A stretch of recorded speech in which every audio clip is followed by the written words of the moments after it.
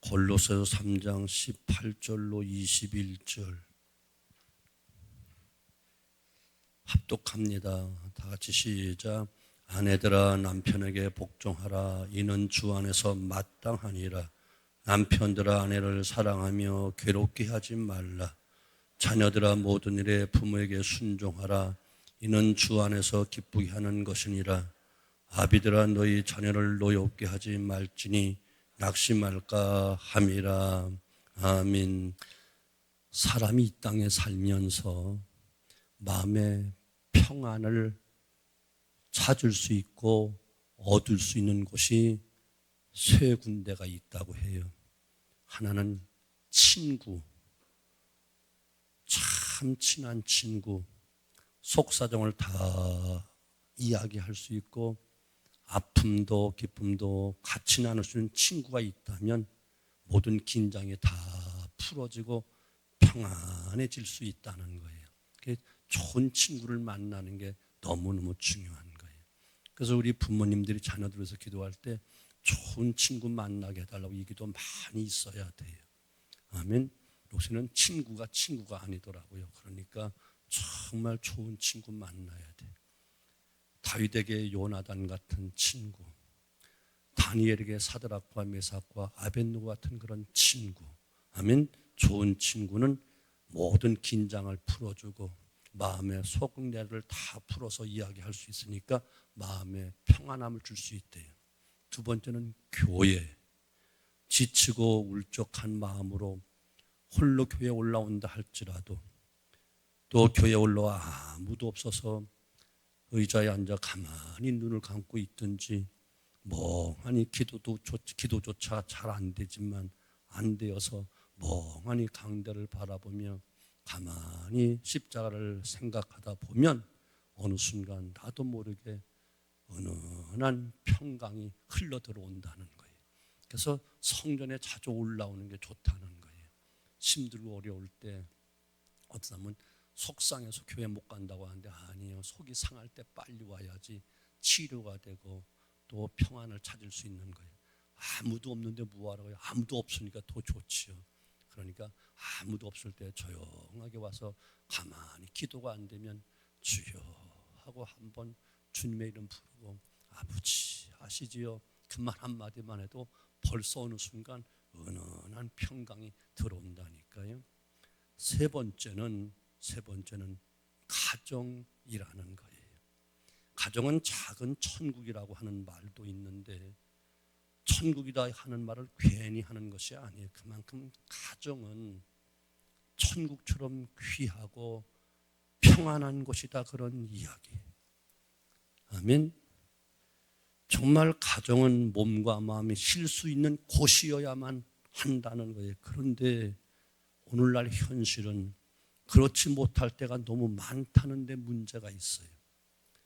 평화가 있어야 될 가정에 다툼이 있고 이해가 있어야 될 가정에 오해가 더 생기고 의심이 더 많은 경우가 있다는 거예요.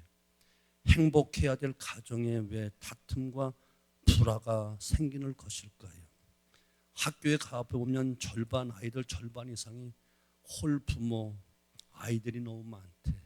아빠와 사는 아이들, 엄마와 사는 아이들, 양부모와 함께 사는 아이들이 절반도 안 된대.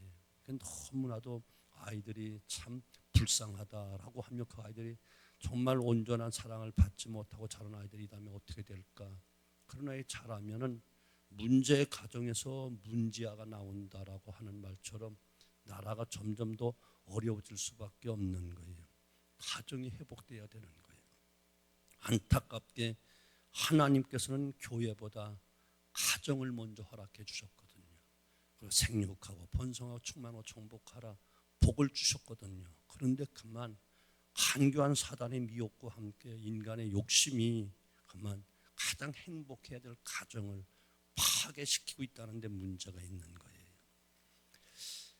세상에 많은 문제가 있겠지만 오늘 본문의 가르침대로만 따른다면 다툼이 사랑이 되고 불화가 행복으로 바꾸어지게 될 줄 의심 없이 믿습니다. 아멘. 3강 5륜에 부부 유별이라고 하는 말이 있어요. 아무리 허물이 없고 가까운 부부지간이고 한 몸이라고 할지라도 지켜야 될 선이 있고 도리가 있다는 그런 뜻이에요. 맞아요. 부부간에도 반드시 지켜야 될 선이 분명히 있어. 이 선을 넘어 버리면 다툼일 수밖에 없다는 그런 이야기예요. 세상 어디든 다 마찬가지예요. 아무리 가까운 친구라도 선을 넘으면 안 돼요. 이해가 되시죠? 어디라도 마찬가지란 말이에요. 교회에서도 주님의 한 피바다 한 몸이는 형제 자매요, 사랑을 가장 많이 이야기하지만 선을 넘으면 안 돼요. 월권해도 안 되고요. 하다못해 구멍가게를 해도 상도덕이라는 게 있는 거예요. 교회 목회도 목사들 간에도 목사니까 다 이해하고 아니요. 목회 윤리라는 게 있는 거예요. 이해가 되죠? 아멘. 그래서 교단마다 다 헌법 가운데 교회에서 교회를 개척할 때 어느 정도의 거리가 두고 교회를 개척해라 이렇게 정해져 있다니까요. 바로 턱 밑에다가 교회를 개척하면 안 된다 그런 이야기. 요즘 뭐 교단이 다르니까 뭐 바로 주변에 많이 있지만 같은 소속된 노예나 교회 그 총회는 그렇게 선이 있다니까 그걸 넘지 말라는 거예요. 이해가 되시죠? 옛날에는 우리 어렸을 때도 그렇고 교회와 교회를 이사를 가든지 옮겨갈 때는 반드시 교족부 우리 동사무소에 가서 퇴거 신고하고 또 전입 신고하는 것처럼 그것이 있었다니까요. 교족부가 해서 교족부를 다 가지고 가서 걷다가 갖다 내야지만 그 교회에서 또 이처럼 그 교회 교인으로 인정했는데 지금은 바로 여기서 저기 여기서 여기 그러니까 교회가 교인들이 그냥 교회 윤리가 없는 거야. 그러니까 세상 사람들한테도 욕을 먹을 수밖에 없지. 그게 뭐야? 잘하고 잘못한 거 따지지 않고 일단 그 자체가 바로 그렇다니까요. 조그마한 구멍가게도 상도덕이 있고 윤리가 있고 목회 윤리가 있고 교회 신앙생활에도 도덕과 윤리가 있다 그런 이야기란 말이죠. 이것이 깨지니까 불행해지는 거예요. 서로 불편한 거예요. 자, 그런데 먼저 오늘은 아내가 지켜야 될 도리가 있다 이렇게 말하는데 아내들아 남편에게 복종하라. 이는 주 안에서 마땅하니라 이렇게 말씀하고 계셔요. 남편에게 복종하라는 것은 아내의 역할이 내조하는 데 있다 이것을 뜻하는 거예요. 아내는 남편을 내조하는 일에 정성을 기울여야 된다는 거예요. 뭐 남편이 대장이고 더 높고 또 아내는 부하고 쫄병이고 하는 그런 상하 관계가 아니고 역할 관계를 이야기하는 거예요. 동등한 인격이요, 동등한 위치이면서 아내의 역할이 내조하는 데 있다 이것을 이야기하는 거예요. 내조자의 역할이 무엇이지요? 시리에 빠진 남편에게 용기를 북돋워 줄 수 있는 아내, 남편의 뜻을 존중해 줄 줄 아는 아내, 특별히 남편이 잘못 선택을 했을 때 이것이 바른 길이요라고 바른 길을 제시해 줄 수 있는 이런 아내, 이것이 내조의 역할이다 그런 이야기란 말이죠. 그래서 아내는 내조는 세심함이 필요한 거예요. 남자들에게는 생리적으로 세심함이 없습니다. 그래서 하나님은 여자들에게 특별한 사랑을 더 주시고 내조의 역할을 맡겨주셨다 저는 이렇게 믿고 있어요. 직장에서 퇴직당할 위기에 있는 남편에게 바가지만 긁어대면 어떻게 되겠어요? 다툴 수밖에 없지요. 아내는 남편의 뜻을 존중해주고 권위도 세워주고 특별히 세심한 내조가 있어야 되는데 남자들은 세심함이 없어요. 덤벙대기 잘해요. 왜 그런 줄 아세요? 속에 있는 걸 다 빼서 여자를 만들었기 때문에 속이 텅 비어서 그래. 허풍만 있어. 괜히 생색만 내. 큰 소리만 쳐. 실속은 하나도 없어. 이 속을 꽉 채워줄 수 있는 사람이 누구냐? 아내들이 해줘야 된다는 말이죠. 그래서 배려하는 역할이 그만큼 중요한 거예요. 남자들은요 허당이에요. 나도 남자니까 자신 있게 이야기할 수 있고요. 내가 남자로 오래 살아보니까 그렇더라고요. 그 요즘 들어서 내가 종종 하는 말이 있어. 남자들 또 맞아 죽을지 모르겠네. 점점 나이 들어가면서 편안하게 잘 사는 방법은 마누라 말 잘 들으면 행복하다. 그게 딱이더라고. 차를 타고 가면서 내비게이션 그 여자 말 잘 들으면 길 찾아갈 수 있더라고. 이해가 되시죠? 특별히 나이가 먹어가면요 남자들은 더더군다나 더 그래요. 남자가 아무리 깔끔하고 아무리 잘해도요 여자들 따라갈 수가 없어요. 그 세심하면 따라갈 수가 없어. 어딘가가 허점이 있다니까. 그래서 여자들이 꼭 필요한 거예요. 그래서 아내들은 이처럼 내조 역할을 잘해야 된다.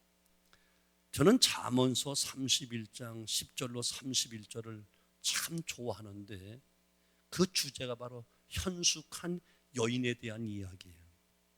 현숙한 여인이 되고 싶어서 그러는 건 아니에요. 거기에 보면 그의 값은 진주보다 더 값지다 이렇게 이야기해요. 우리 성실교회 모든 여성도들이 진주보다 더 값진 그런 여성도들이 되어지기를 바라요. 누가? 현숙한 여인이 그렇다 이렇게 이야기해요. 그걸 간단하게 요약을 해서 잠깐 소개하면 현숙한 여인은 가정은 절대로 핍절하지 않는데 궁핍하지 않는데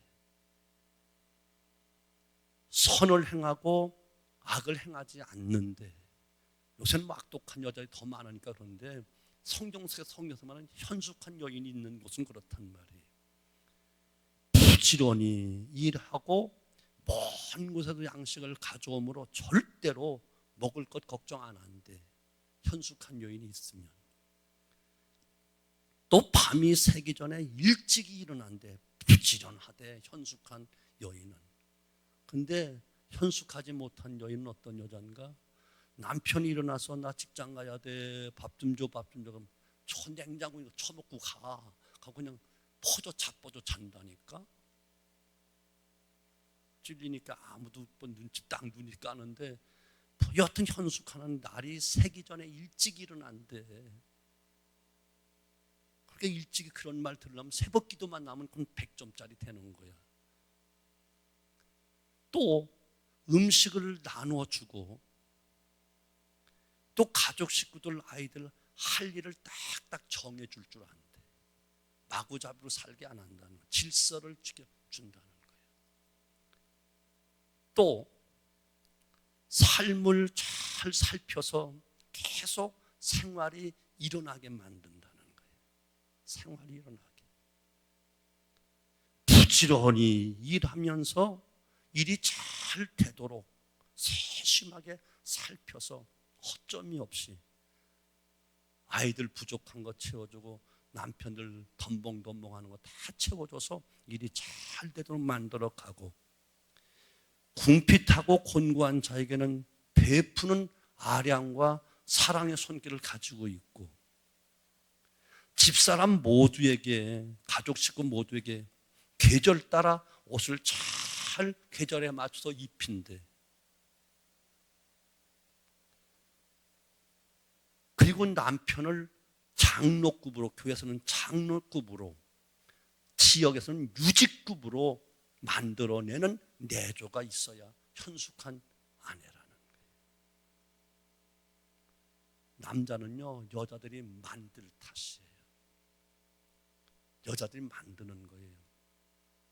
교회에서는 장로급으로 믿음 좋게 잘 내조해서 장로님 이렇게 수준에 신앙도 그렇게 만들어야 되고 지역에서는 유직급으로 그렇게 잘 내조하는 거. 항상 입을 열면 지혜를 말하는데 참 지혜롭다. 어떻게 저렇게 살아가는가. 지혜 들을 것이 있다는 거예요.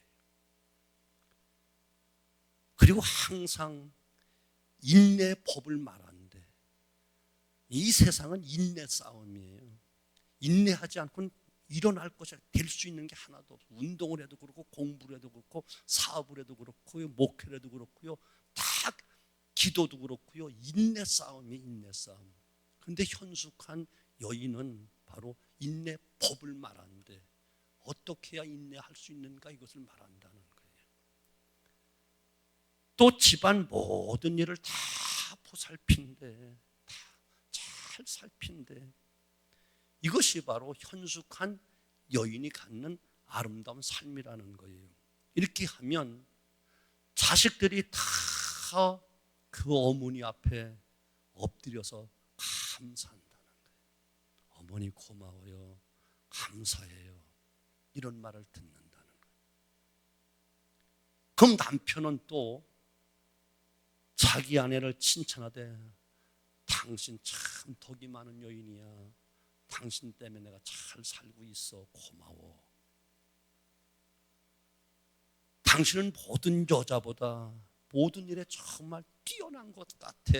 이런 말을 종종 들어야 현숙한 여인. 당신 왜 그 모양이야? 이 말 들으면 빵점이야. 당신은 참 모든 여자들보다 뛰어난 것 같아.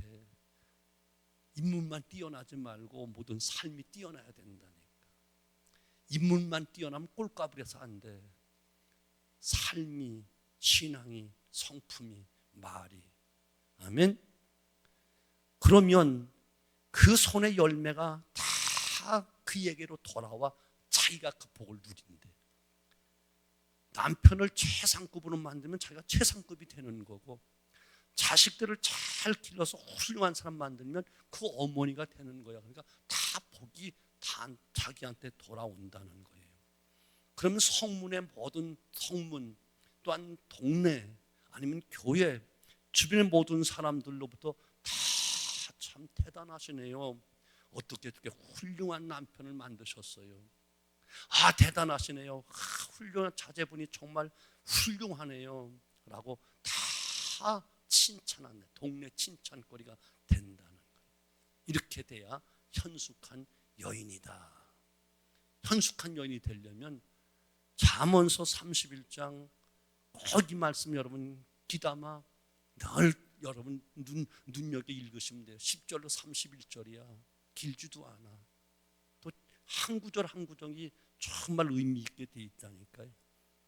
그러니까 성경은 이렇게 말해요. 고운 것도 거짓되고 아름다운 것도 헛되나 오직 여호와를 경외하는 자는 칭찬을 받느니라. 이렇게 결론을 짓고 이야기하는 거예요.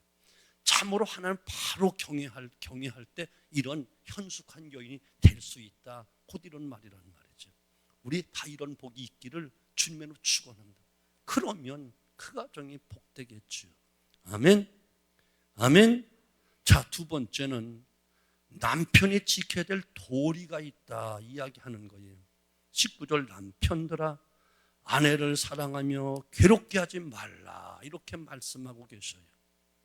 남편은 절대로 대장이 아니에요. 아내와 동등한 인격이고 동등한 위치예요. 절대로 대장도 아니고 위에 있는 것도 아니에요. 다만 서로의 역할이 다를 뿐이에요. 근데 두 가지를 꼭 하라고 권면하고 있어요. 아내를 사랑해야 된다 이야기예요. 여기서 사랑은 단순히 남녀 간의 에로스적인 사랑이 아니에요. 이미 부부가 되었으면 그 이상의 사랑의 단계로 올라가야 되는데 그것이 어떤 것인가? 아가페적인 사랑. 이는 하나님이 인간을 사랑하실 때 사랑하신 그 사랑, 아가페적인 사랑, 곧 희생하는 사랑. 주님이 인간을 저와 여러분을 아무런 조건 없이 사랑하셨던 것처럼 남편은 아내를 사랑하되 조건 붙이지 말고 사랑해야 된다는 거예요. 조건을 가지고 사랑해서는 안 된다는 거예요. 아내는 남편에게 순종하고 섬기면 남편은 한없는 사랑으로 조건 없이 아내를 사랑해라. 이것이 바로 성경적인 가르침. 사실 이것이 더 어려운 거예요. 아내들은 시키는 거 순종만 하면 돼. 그런데 남편은 조건이 없이 사랑해야 돼. 무조건 사랑해야 돼. 근데 얼마만큼 사랑하는가? 예수님이 교회를 위해서 목숨을 건 것처럼, 목숨을 주신 것처럼 사랑해야 돼. 그냥 죽으면 돼. 그 남편들은 아내 앞에서 주처가가 되면 돼. 애처가는 젊었을 때 애처가고, 나이 먹어갈수록 남편들은 주처가가 되면 돼. 무슨 말 하더니 네 하고 죽으면 돼. 그럼 집안이 편안해. 행복해져. 반찬도 좋아져. 괜히 또 제대로 남편 구실도 못하면서 옛날같이 그냥 옛날까지 왕년 이야기하면 내가 전에 어떻게 살았는 줄 알아? 뭘 어떻게 살아? 그렇게 살았지. 왕년 이야기하는 아무런 의미가 없어. 오늘 별 볼 일 없는 사람이 왕년 과거 이야기하는데 오늘이 중요하지. 믿음도 과거에 잘 믿었어요, 뭐 은사가 있었어요, 소용없어. 지금이 어떻게 열매를 맺는가, 이게 중요한 거라니까. 아멘. 특별히 남편들 허세 부리지 말고 주처가가 되면 된다. 나 집에 가면 또 죽었네 이제. 왜 당신 그렇게 살지 못하면서. 그러니까 설교하기 어렵다니까. 살지 못하면 설교하는데 얼마나 찔리는 줄 알아 내가. 목사의 가르침이 아니고 성경의 가르침이니까 아멘 하십시오. 또 하나는 괴롭게 하지 말아라, 이렇게 이야기해요. 간혹 아내를 괴롭히는 남편들이 많이 있습니다. 특별히 말로, 말 한마디로 정 떨어지게 하는 사람들이 있습니다. 대표적인 사람이 바로 나 같은 사람이에요. 정 떨어지게 말하지요. 그냥 뭐 대화하고 싶은데 나는 답을 갖고 척척척 하고 답 얘기하고 빨리 끝나라고, 시끄럽다고 빨리 이렇게 하는 것이 바로 보통 남편들이 하는 일인데, 여자들은 답을 몰라서 말을 거는 게 아니에요. 얘기하고 싶어서 얘기하는 것이고 속에 있는 거 털어놓으려고 얘기하는데, 남자들은 벌써 답을 알으니까 탁탁탁 1, 2, 3, 4 끝. 그러니까 이게 말이 안 되니까 다툰데, 여자들은 그래서 더 괴로운 거예요. 쏟아놓을 데가 없으니까. 나 요즘 많이 고치려고 무던히 노력하니까 좀 봐주세요. 내가 그랬으니까. 심지어 나는 오죽했으면 나는 12주년 될 때까지 처자식을 아예 생각을 안 했다니까. 우리 교회. 성도.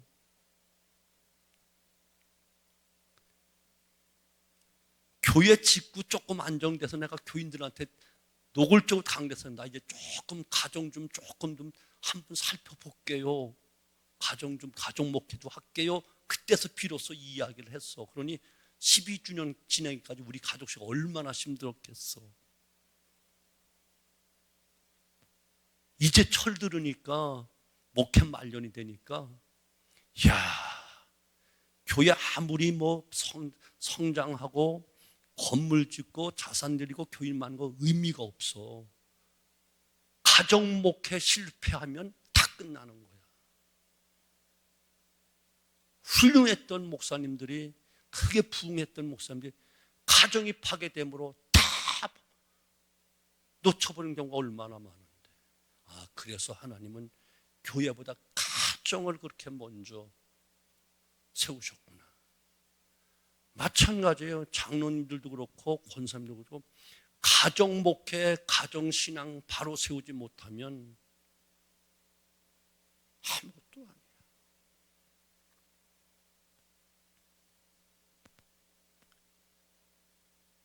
가정 목회는 모두가 다 같이 해야 돼. 그래서 가정의 가장이라는 말은 가정의 제사장이 되라는 거야. 가정 제사장 역할을 하지 못하면 아무리 사업을 잘하고 아무리 교회에서 직분 있고 신앙생활을 잘하고 가정 제사장 역할을 바로 해야 돼. 아멘. 정말 점점 더 뭐 저보다 연세 높으신 분들 다 이미 알고 있을 거예요. 아, 내가 진작 이렇게 할 걸, 조금 더 잘할 걸, 그런 마음들 다 있을 거라니까. 살다 보니 점점 나이 들어가 보니 이게 정답이야. 그래서 하나님 참 세밀하시구나. 독생자의 피값으로 교회를 세우는 것이 그만큼 중요한데도 불구하고 하나님 교회보다 가정을 먼저 복을 빌어주셨구나. 아멘. 여러분, 가정이 행복해야 돼. 내가 먼저 믿었으면 여러분 자신이 가정 제사장 역할을 하고 빨리 남편, 빨리 제사장, 가정 제사장 세우기 위해서 부단히 노력을 해야 돼. 그러지 않으면 고난이 많다니까. 핍박도 있지요. 신앙생활 하려면 걸림돌 되지요. 요즘은 또 옛날하고 틀려서 어디 여행 가자, 외국 여행 가자, 어디 여행 가자, 휴가 가자, 가자는데 놀러 가는 그것을 옛날처럼 못 먹어서 가난한 것이 아니고 못 누려서 가난하다고 그러잖아요. 거기에 맞추려고 하면은 믿음으로 하나가 되지 아니하면, 특별히 남편이 가정의 제사장 역할을 하지 아니하면 정말 힘들다니까요. 이해가 되시죠? 남편 한 사람만 정확하게 하나님의 신실한 제사장 같은 그런 참 훌륭한 종으로 만들어 놓으면 모든 만사가 편안하고 행복하다니까. 이해가 되시죠? 남편을 가정 제사장으로 만들어야 돼. 가정에서 신앙적인 이야기를 남편을 통해서 배워야 되고, 교회 생활은 이렇게 하는 거야 딱 가르쳐줘야 되고, 남편이 가정 제사장 역할을 해야. 그래 가장이라니까. 가짜를 만들면 안 돼. 가장을 만들어야 돼. 가정 제사장을 만들어야 돼. 속을 팍팍 긁어내는 그런 남편들이 있어. 괴롭히는 거야.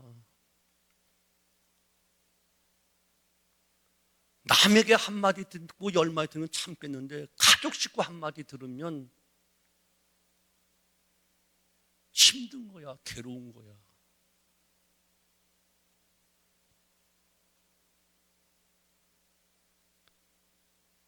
매사 일방적으로 아내를 무시하고 밀어붙이는 거, 이거 힘든 거야. 괴로워서 견디지 못하는 것이 바로 아내들이라니까.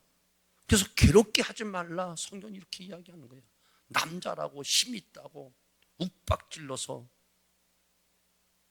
정 떨어진 말하고 격려는커녕 속을 팍팍 긁어대는 소리만 하고 매사 일방적으로 고집 피우며 밀어붙이기만 하면 아내들은 괴로워 견딜 수가 없다는 거예요.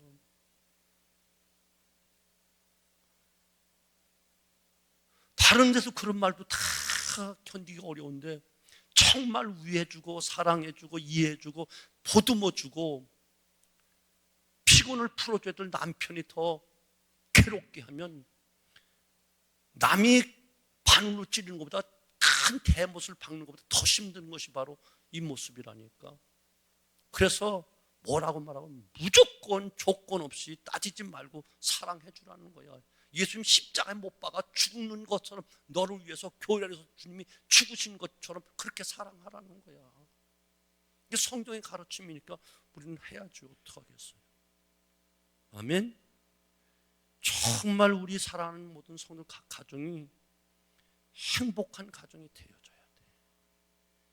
높은 집, 좋은 집을 지니고 산다고 행복해지는 게 아니에요. 고급 차를 타고 산다고 행복해지는 게 아니에요. 밍크 코트 입는다고 행복해지는 것이 아니고 금붙지 온 몸에 두른다고 행복해지는 것이 아니에요. 정말 아내는 사랑한단 말 한마디, 정말 저 남편 나를 사랑하는 거 이것을 느끼면 모든 무거운 짐 다 봄는 눈도 다 녹을 수가 있어. 그러므로 특별히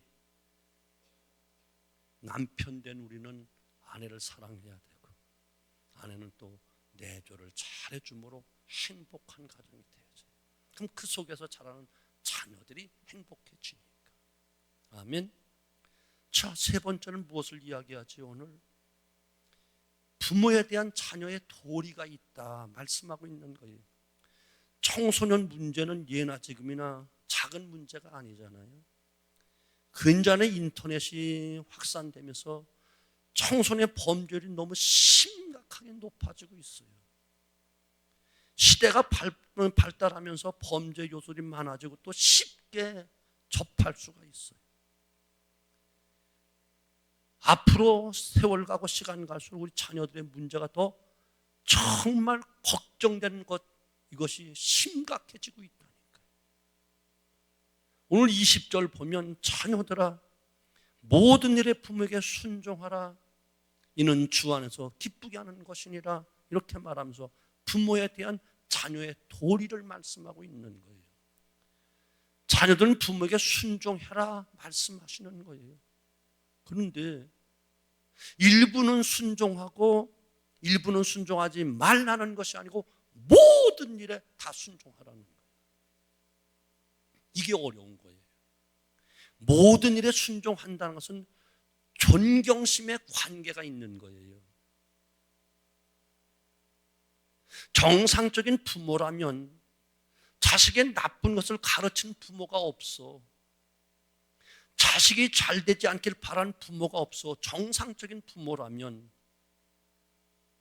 어쩌면 부모가 사는 첫 번째 목적과 이유가 자식을 위해서 사는 것이란 말해도 과언은 아니야.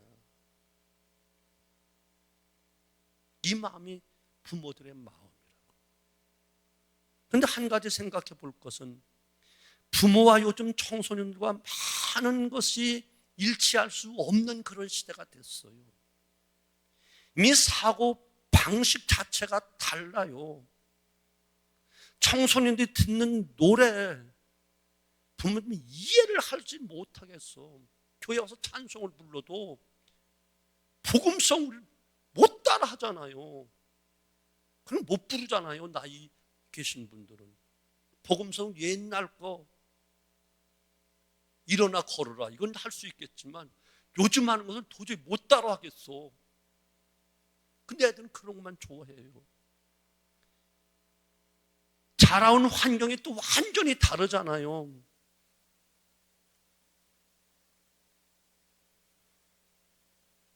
전혀 다른 문화 속에 살고 있잖아요. 그렇기 때문에 자녀들이 부모의 뜻에 모든 것 순종하기란 정말 힘들고 어려운 거예요. 그럼에도 불구하고 성경은 모든 일에 순종해라 이렇게 명령하고 계신 거예요. 이는 부모님을 존경하는 마음 없이는 할 수가 없는 일이라니까. 존경하는 마음, 존경하는 마음. 아멘. 자, 5계명에 특별히 내 부모를 공경하라 이렇게 말씀하는데 부모는 하나님이 정하신 공경의 대상이요 존경의 대상이라는 거예요. 왜냐하면 부모님을 존경하고 순종해야 되는 까닭은 부모님은 하나님의 대리자 역할을 하기 때문에 그분을 하나님 경외하듯이 하나님 말씀 존경하듯이 그렇게 존경하고 섬겨야 된다는 거예요. 먼저 부모는 하나님의 대리자 역할을 하고 있는 거예요. 나를 낳아주셨잖아요. 하나님의 창조의 대리자 역할을 하신 것이고 우리를 길러주신 것은 하나님의 양육의 대리 역할을 하신 것이고 사랑을 베푸셔서 정말 부모가 자식을 사랑하는 것은 하나님의 사랑을 대리하여 보여주고 있는 것이고 때론 야단치고 징계하는 것은 교육과 훈련의 대리자로 세워놓으신 것이고 특별히 부모는 자식들에서 복을 많이 빌어줘야 되는데 바로 하나님의 복의 대리자로 부모를 세워놓았기 때문에 절대적으로 모든 것에 순종해야 된다고 공경해야 된다는 거예요. 그래야만 복을 받는다는 거예요. 그래서 에베소 6장 1절로 2절, 이는 내가 잘 되고 장수하는 복이다. 하나님의 대리자 역할을 하기 때문에, 이미 말씀드렸어요. 정상적인 부모라면 자식 안 되기를 바라는 부모가 없고 잘못되기를 가르칠 부모가 없다니까. 아멘. 왜 그러냐? 정상적인 부모라면 하나님의 대리자 역할을 하고 있기 때문에 그런 것이라고. 그렇기 때문에 첫째 되는 계명이다 이렇게 말하는, 인간에게서 첫째 되는 계명이다. 이는 내가 잘 되고 장수하는 복을 받는 비결이 바로 이것이다. 왜? 부모는 하나님의 대리자다. 낳아주신 창조의 대리자요, 양육의 대리자요, 하나님의 사랑을 다 보여주는 정말 사랑을 베푼 하나님의 사랑의 대리자요, 나를 때로는 야단치고 징계하는 훈련과 교육의 대리자요. 부모처럼 나를 위해서 기도해 줄 사람이 누가 있어? 없어. 어디에도 없어. 질이 달라. 질이 달라. 미사여구를 잘 써서 아름답게 꾸며서 기도하는 게 아니고, 아버지 한마디를 불러도 벌써 달라. 색깔이 다르다니까. 농도가 다르다니까. 우리 어머니 저하고 둘이 개척해서 7년 동안 섬기시다가 83세에 돌아가셨어요. 저는 개척 2년부터 부흥에 다녔어요. 오라는 데 많았어요. 그 당시 우리 노예 총회장님, 노회장님 교회 다 부흥에 다녔어요. 나를 키워주려고 불렀지 그분들이 나에게 무슨 은혜를 받으려고 했겠어요? 그러니까 나는 얼마나 부담이 되겠어요. 총회장님 교회가, 노회장 교회가, 아니면 또 목회자 연수 교육, 강도사들 훈련하는 거 다 강사로 가고 또 하니까 얼마나 하는지. 그때 우리 어머니가 많은 기도해 주는, 우리는 성경도 못 읽어요, 찬송도 못 읽어요, 난 놓고 기억자도 모르시는 분이었어요. 근데 단 한 가지 나는 알아, 아들인 것을. 기도 제목 하나밖에 없어. 교회가 부흥되고 나라가 잘 되고 이 기도 없어. 우리 아들, 우리 목사님, 우리 아들, 오직 이 기도밖에 없었어. 근데 그 어머니가 7년 딱 섬기다가 다 돌아가셨는데, 그 어머니 기도자리가 표현할 수 없는 무적행 같아. 큰 웅덩이 끝이 없어. 새까만 게 꺼졌더라고. 어머니 기도자리가 그렇게 폈더라고. 그에 좀 과로해서도 하고 큰 놈을 신경 써서 막 부흥에 계속 다니고 하는 거냐, 딱 어지럼병이 와서 탁 쓰러졌었어. 그런데 그 이후 1년에 두세 차례 꼭 너무 힘들고 어리면 어지럼병이 오는 거야. 어지럼병이 이거 참 힘들어요. 한 번 오면 최소한도 2주, 3주, 한 20일 정도는 맹해가지고 마음대로 걷지도 못하겠고, 말을 해도 금뜨고, 고개도 심하면 고개 돌릴 수도 없고, 누워서도 돌아누울 수가 없어. 미움 빨대로 빨아줘서 먹고 그랬다니까. 어머니 기도자리가 그렇게 크더라고. 어머니 기도. 누구도 따라올 수 없어. 왜? 하나님의 대리자니까. 뭐.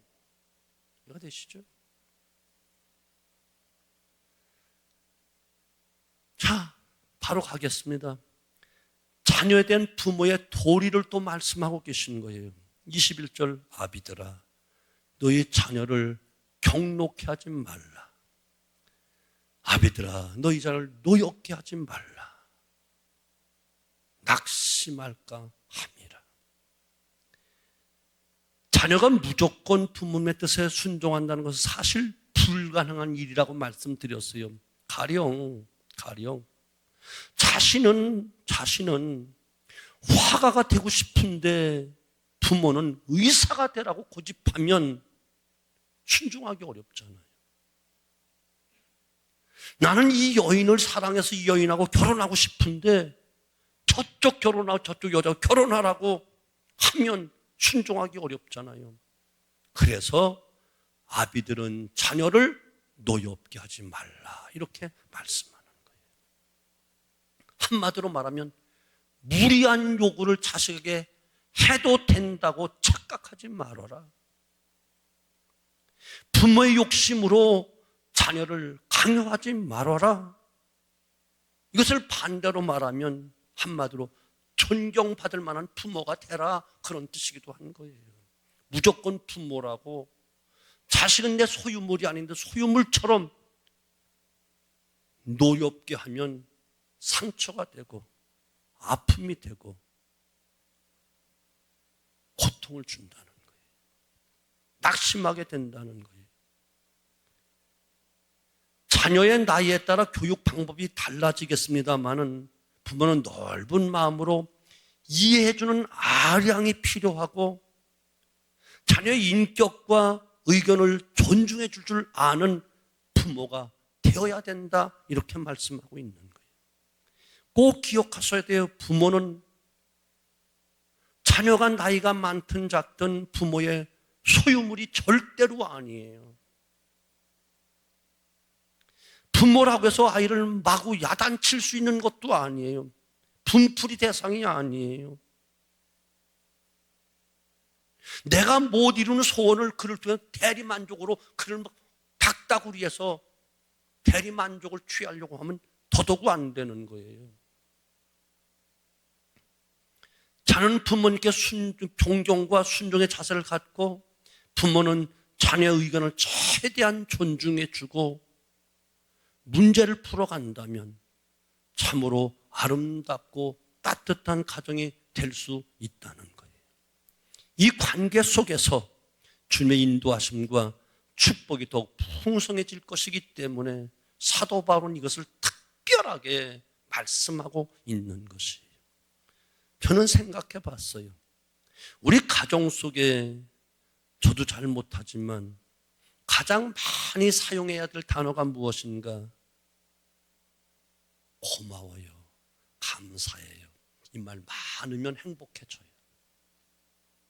아멘. 고마워요. 다른 말로 하면 수고했어요. 수고 많이 하셨어요. 여보 수고했어. 아니요, 당신이 수고 더 많이 했죠. 이 말 들어봐. 왜 나한테 수고했다고 그러고 화낼 사람 하나도 없어. 고마워요. 수고했어요.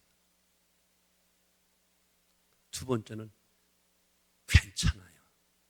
사람은 어른도 아이도 다 실수할 수 있어.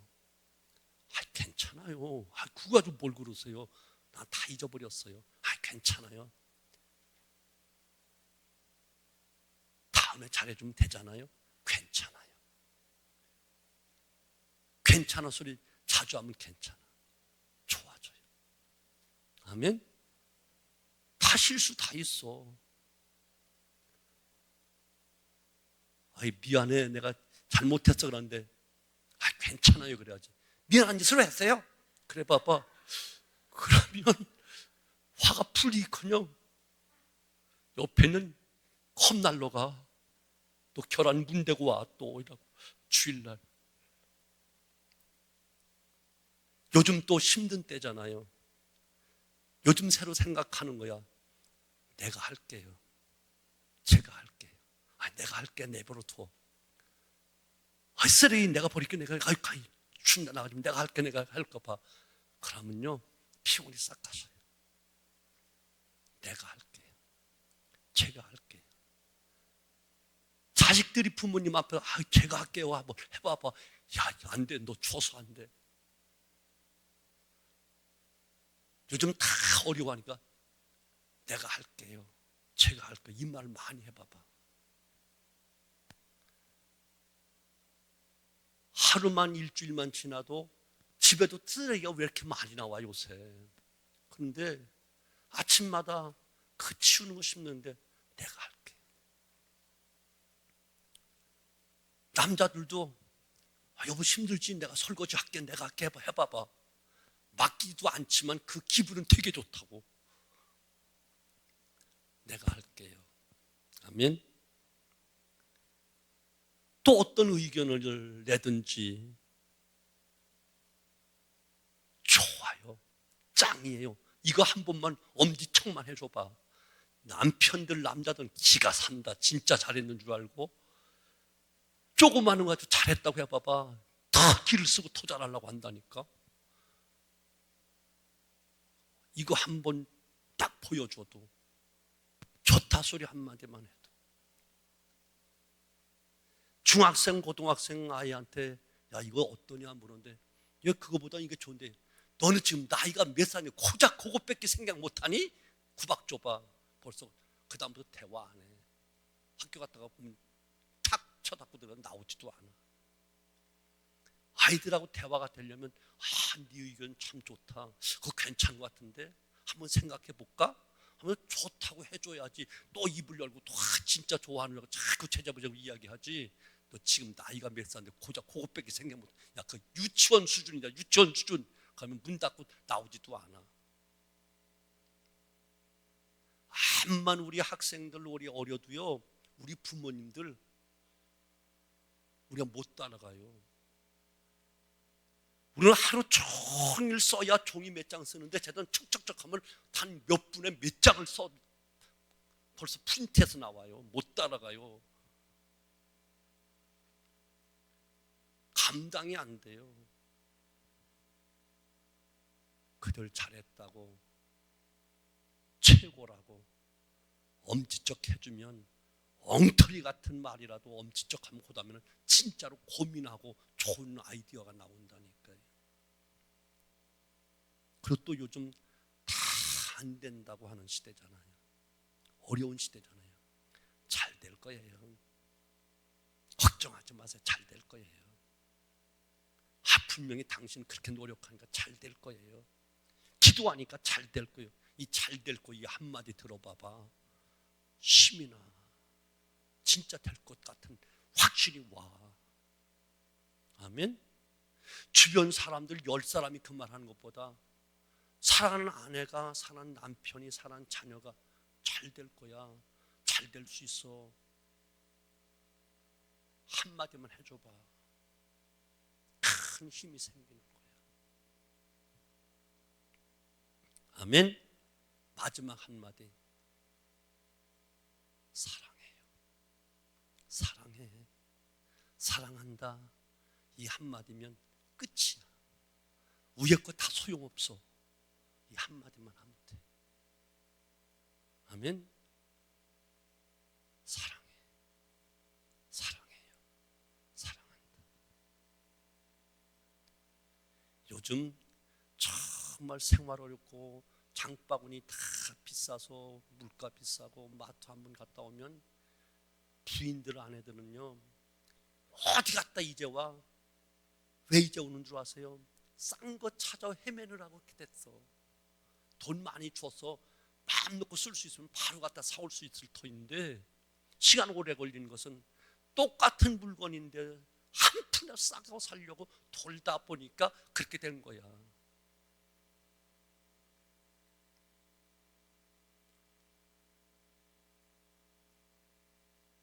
가정에서 직장에 가서 일하면 자기는 한 가지 일만 하지만 가정의 가사일은 수십 가지 수백 가지 일이야. 일을 해도 티도 안 나. 직장 갔다 와서 힘들고 피곤하지만 그래도 한번 다소곳이 어깨 한번 껴안아주고 수고했어. 사랑해 이 말 한마디만 해봐. 피곤 싹 가셔. 저도 하루 종일 목회하고서 주일 같은 때 하고 탁 들었는데 사모가 다 교인들 아이고 목사님 수고하셨다 하는데 그건 건성으로 들리는데 집 열고 나가는데 아이고 수고하셨어요 딱 해보면 힘이 나. 진짜 내가 잘한 것 같아. 근데 들어와도 본체만 차고 그냥 딱 그냥 또 뭐 싱크대 앞에서 뭐 저 인간이 또 뭐가 또 터져서 그러라고 벌써 또 업돼서 들어오다가 보니 팍 죽어버려. 그 괜히 눈치 봐주고 조금만 하면 그냥 딱 쏴붙이게 되고. 그러면 나만 손해인 건 나도 알아. 그때 반찬이 안 좋겠지. 분위기 싸늘했겠지. 아는데 이 남자라고 하니 이게 쓸데없는 그 자존감이라고 할까, 이게 교만함이라고 할까, 이것 때문에 그냥 또 분위기 망친다니까. 그래 놓고는 또 이거 고민하는 거 저걸 어떻게 풀어줘서 또 그냥 또 저기 할까 고민하는 게, 그게 또 스트레스네. 설교하는 것보다 더 스트레스야. 가정 목회가 훨씬 더 힘들다고. 딸내미 이거 하나 있는 게 진짜 무자식 상팔자란 말이 맞기도 하더라고. 이거 저거 눈치 한번 봐도 조금 더 기분이 업돼서 들어오면 다 바로 저기한데 뭔가 조금 좀 표현이 안 좋고 얼굴빛이 안 좋고 말투가 그러면 묻는다고도 제대로 대답도 안 해주지. 그러니까 그냥 분위기 또 지죽은 듯이 조용해야 돼. 눈치 봐야 돼. 또 반대일 수도 있어. 부부지간에 서로 다 공연이 별거 아닌가 입씨름하고 그냥 다 기분 나빠서 있을 때 그 새끼가 와서 제발 하고 저기 가서 제발 바로 그래 이렇게 풀어지더라고. 그렇게 자식은 있어야 되고 없어야 되고 그렇더라고. 정말 신기한 게 자식이야. 내가 요즘 들어 정말 많이 느낀 거, 야, 지난 1년 동안 그 자식 하나 그야말로 동떨어져 살았다면 나 못 견뎠을 거야. 아마 나 죽었을 거야. 이 생각이 문득문득 생겨나. 날 위로해 주려고 별아양을 다 떨고 저기 하다 보면 뻔히 알지. 지속은 더 힘들고 어려울 텐데 나 풀어주려고 하는 건 다 알잖아. 눈치는 있으니까. 야, 그래서 새끼가 필요한가 보다.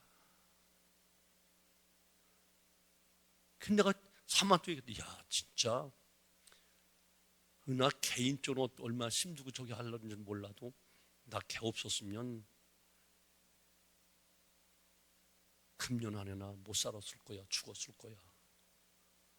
큰 병 걸려 쓰러졌을 거야. 이것도 진짜 하나님의 은혜네. 몇 번 이야기를 했어. 그렇더라고. 이게 가족이고 이것이 자녀고 그것이 부모더라고요. 아멘. 사랑하는 성도는, 하나님은 교회보다, 교회를 무시한다는 건 아니에요. 교회보다 가정을 중요하게 보셨다. 의인의 장막의 기쁜 소리, 구원의 소리, 감사, 찬송 소리가 넘치는 의인의 장막이 되면 아름다운 밀로 다 배불리 채워주고 문빗장 견고하게 지켜서 화나 재앙이 들어오지 않도록 막아주시고 내 자녀들이 잘 되어지게 만들어 줄게. 의인의 장막이 되면 바로 성령이 가르치는 말씀대로 살아가는 의인의 장막 되어지면 하나님은 이와 같이 영육간의 축복을 언제까지? 천대까지 장구한 축복과 함께 영원한 영생까지 허락해 주신다 약속하고 계시고, 언제나 하나님 복을 빌 때 너희와 너희 자녀가 더욱 번창케 되기를 원한다. 계속 이렇게 말씀합니다. 중요한 복을 이야기할 때마다 너와 내 자녀들이 잘 되기를 바란다. 더 번창하기를 원한다. 장구한 축복 받기 원한다. 영육간의 복을 받기 원한다. 다 같이 묶어져 있어. 그래서 가족인 것이라고요. 우리 사는 성실의 온 가족들이 정말 행복한 가정, 어려움을 함께 힘 얻어서 극복하고 슬픔을 나누어지면 가벼워지고 기쁨은 또 나누어 기뻐하면 더 배가 되고 더 커지는 것처럼 행복한 가정들 꼭 되어지기를 주님으로 축원합니다. 그래서 하나님이 정말 기뻐하셔서 문빗장을 견고하게 지켜주시고 아름다운 밀로 부정해서 벌어들이는 것 말고 아름다운 물질의 축복으로 채워주시고 자녀들의 앞날이 잘 되어서 효도 받고 가정의 부모에게 또한 가문의 영광이 되어지고, 아멘. 우리 행복한 삶을 살아야 되잖아요. 누가 뭐래도. 하나님 왜 가정제도를 주었나요? 서로 도우라고, 돕는 배필로. 그래서 어떻게 하라고? 행복하게 살라고. 서로 도와서 하나님 기뻐하시는 일을 하라고. 서로 도와서 또한 선한 삶 많이 하라고. 제일 중요한 게 무엇보다 너희는 행복해야 돼. 너희 가정이 행복해야 돼. 이것이 하나님 제일 되는 목적이야. 여러분 각 가정이 행복한 가정 되어지기를 주님의 이름으로 축원합니다. 기도합니다.